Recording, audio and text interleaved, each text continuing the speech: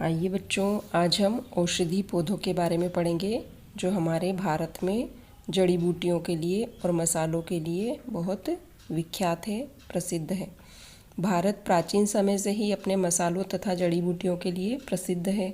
आयुर्वेद में लगभग 2000 पौधों का वर्णन है और कम से कम 500 तो निरंतर आयुर्वेद में प्रयोग होते आ रहे हैं। विश्व संरक्षण संघ में लाल सूची के अंतर्गत 352 पौधों की गणना की गई है, जिसमें से 52 पौधे अति संकटग्रस्त है, मतलब ये बहुत कम मिलते हैं और ख़त्म भी हो सकते हैं अगर इन पे ध्यान नहीं दिया गया तो।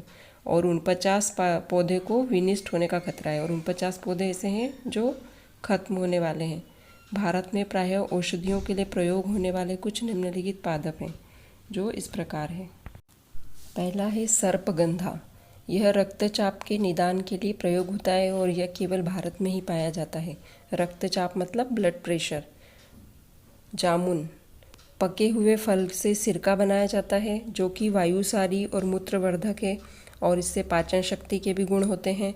बीज का बनाया हुआ पाउडर डायबिटीज़ वाले रोगियों के लिए बहुत ही सहायक होता है। डायबिटीज़ मतलब मधुमेह रोग, शुगर जिस बीमारी को बोलते हैं। उसके बाद है अर्जुन।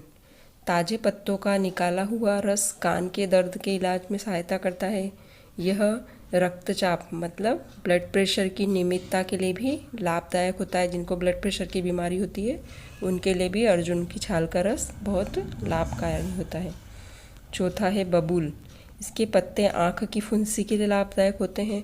इससे जो प्राप्त होता है गोंद, वह शारीरिक शक्ति में वृद्धि करता है। जो हम लड्डू के अंदर गोंद डालते हैं वो भी बबूल के गोंद भी होते हैं, नीम के गोंद भी होते हैं। सब जिस पेड़ों के गोंद होते हैं वो अलग अलग होते हैं। बबूल का गोंद भी बहुत लाभकारी होता है। फिर उसके बाद है नीम। जैव और जीवाणु प्रतिरोधक होता है। नीम एक कीटाणुनाशक गुण पाए जाते हैं। नीम की पत्तियों के पानी से नहाने से चमड़ी के रोग, त्वचा के रोग जो होते हैं वो सब ठीक हो जाते हैं। पेट भी अच्छा हो जाता है नीम से। उसके बाद है तुलसी पौधा। ये पौधा बहुत ही उपयोगी है, इसीलिए हमारे यहाँ इसे पूजा भी जाता है। और जुखाम, खांसी, इनकी दवा में इसका प्रयोग होता है। इसका काढ़ा बनाकर पीने से खांसी, जुखाम, सर्दी और बुखार भी ठीक होता है। अगला है कचनार। फोड़ा या अल्सर और दमा जैसे रोग होने पर इसका प्रयोग होता है। इस पौधे की जड़ और कली पाचन शक्ति में सहायता प्रदान करती है। इस तरह से ये हमने 6-7 पौधों के बारे में पढ़ा कि ये किस औषधि गुण में पाए जाते हैं। इस तरह के हमारे यहाँ बहुत सारे वृक्ष हैं। आयुर्वेद में 2000 वृक्षों का वर्णन है और कम से कम 500 अभी प्रयोग में आ रहे हैं और 52 बहुत संकटग्रस्त है जो खत्म होने वाले हैं। अपने क्षेत्र के औषधि पौधों की पहचान करें। कौन से पौधे औषधि के लिए प्रयोग होते हैं, उनके स्थान के लोगों की बीमारियों के लिए प्रयोग करते हैं वहाँ के लोग, उसे पहचानें। और प्राकृतिक पारिस्थितिक तंत्र मनुष्य के जीवन के लिए बहुत ही अनिवार्य है।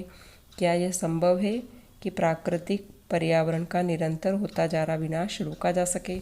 हमें वृक्ष लगाना चाहिए और औषधि पौधों की भी बहुत केयर करनी चाहिए। उन्हें पानी देना, उनको बड़ा करना। अपने स्कूल में भी वृक्षारोपण करें, घर पे भी करें और जहाँ भी जगह दिखे वहाँ बीज फेंकें अच्छे फलों के, अच्छी चीज़ों के, जिससे कि बारिश के दिनों में अच्छे अच्छे वृक्ष उगे और हमारा पर्यावरण स्वस्थ और स्वच्छ रहे। पौधे हमारे पर्यावरण को स्वच्छ बनाए रखने में मदद करते हैं और हमारे स्वास्थ्य के लिए भी बहुत लाभदायक होते हैं। और पौधे में जो कार्बन डाइऑक्साइड अवशोषित करने की शक्ति होती है और ऑक्सीजन छोड़ते हैं जब वह प्रकाश संश्लेषण करते हैं सूर्य के प्रकाश में, तो उससे हमें ऑक्सीजन मिलती है जो हमारे लिए प्राणवायु है। उसके बिना हम एक पल भी जीवित नहीं रह सकते। इसलिए वृक्षों की हमें कदर करनी चाहिए और वृक्ष लगाने चाहिए। इस प्रकार सभी बच्चे एक एक वृक्ष लगाएंगे तो हमारा पर्यावरण बहुत ही अच्छा होगा और सुरक्षित भी रहेगा। जो पेड़ संकटग्रस्त है उन्हें बचाने का भी हमें प्रयास करना चाहिए।